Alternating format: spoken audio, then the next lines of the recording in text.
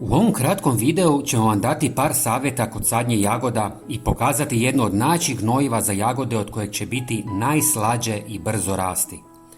Prije sadnje jagoda bitno je pažljivo pripremiti tlo jer ova biljka ima plitak korijenov sustav. Preporučuje se izbjegavati mjesta gdje su prethodno rasle jagode kako bi se spriječila akumulacija štetnika i bolesti te iscrpljivanje tla. Dobri predusjevi za jagode uključuju pašnjake, žitarice, mahunarke, dinju i lubenicu, dok se ne preporučuju uzgajati nakon drugih jagoda, krumpira, rajčica i repe zbog potencijalnih problema sa štetočinama i bolestima korijena.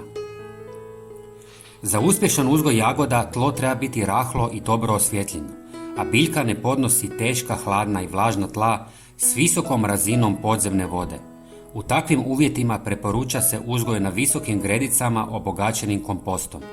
Idealni položaj za sadnju su jugozapadne blage padine s tlima dobre strukture, rahla, blago kiselih pH vrijednosti 5,5 do 6,5 te sa adekvatnom vlagom od 70 do 80% tijekom vegetacije.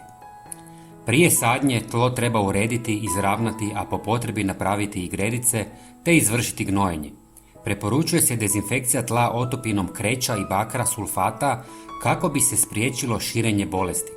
Također, korijenje jagoda može se dezinficirati uranjanjem u smjesu goveđe balege, ilovače i vode prije sadnje. Jagode se mogu uzgajati na različitim mjestima poput balkona, vertikalnih gredica od paleta, buradi, plastičnih oluka ili kanti, a stalno rađajuće sorte su pogodne za manje površine. Uzgoj na foliji ili malču od slame ubrzava sazrijevanje, smanjuje rad oko korova te olakšava čišćenje zasada. Mini tuneli pružaju zaštitu od mraza tijekom cvjetanja i omogućuju ranije plodove. Sadnice jagoda se mogu posaditi u jedan ili više redova, s razmakom između redova od 30 cm i između biljaka od 20 do 30 cm. Važno je pravilno posaditi sadnice s dobrim kontaktom korijena i zemlje te na odgovarajuću dubinu, jer pogrešno postavljeni korijeni mogu uzrokovati propadanje ili bolesti biljaka. Sadnice trebaju biti dobro razvijene i zdrave, a prije sadnje ih je preporučljivo držati na hladnom 2 do 3 dana. Najbolje gnojivo za jagode je riblja emulzija. Ljudi već stoljećima znaju da riba čini dobro gnojivo. Istina je da riblja emulzija smrdi, ali je odlična za gnojenje jagoda i svake druge biljke, a miris brzo nestaje. U prošlosti vrtlari su zakopali cijelu ribu pokraj svojih biljaka.